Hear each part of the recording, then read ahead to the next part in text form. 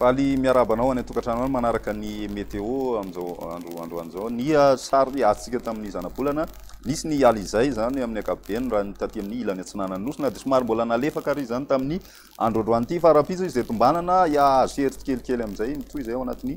telo andro vokatr'izay zany mbola hitoy ny andro somary magnatsiaka eto amin'ny ampovoantany sy ny ilany atsinanany Anosy iray manontolo iny ny amoron-dranomasina kosa indray isy ny alin-drano raha ny ety amin'ny tendrony avaratra atsinanany Anosy ny ety amin'ny tapany atsimo aty mafy ihany koa ny rivotra amin'ireo amorontsiraka ireo koa iangaviana zany fampiasa ranomasina mba hitandrina manoloana izay ny toetrandrontsika ho an'ny rapiso ary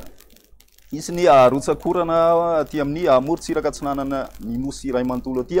mandraona zay mety arahana herika zay aty amin'ny atitany Madagasikara sy ny ilany atsinanany atitany iray manontolo ihany koa ny ambiny maina ny andro amin'ny ankapobeny ny apisy tolakandro de mbola mitohy hatrany zay rotsakoran'izay ho any ety amin'ny tapany ilany atsinanany Anosy iray manontolo arahana herika koa zay aty loatra mangory sy ny atitany vadivavy fitovinany mandraona ny andro amin'ny ankapobeny aty amin'ny ampovoantany fa mety arahana herika ihany koa zay ny takariva zany ny maripana atsika ao anatin'izay manodididina ny sivy ka hatramin'ny 4.7 ny ambany indrindra ny eto ampovoantany tafidina hatrany amin'ny 7.7 ny any Fianaratsoa zay tombanana hidina tsikelikely ihany koa zay na ny aty Analamanga na ny any Vakinakaratra zany manomboka ny alakamisy ihany hoany ny amorontsiraka ny ilany atsinana ihany koa ny tena ahitana vidinana be ny maripana indrindra ny ambony indrindra tafidina hatrany amin'ny 5.20 degré zany any atsimo atsinana sy any vadivavy fitovinany ho any rapitso izay toy izay ny météo tsika tamin'ity androandroany ity manasanao hatrany ianaraka zany velomiro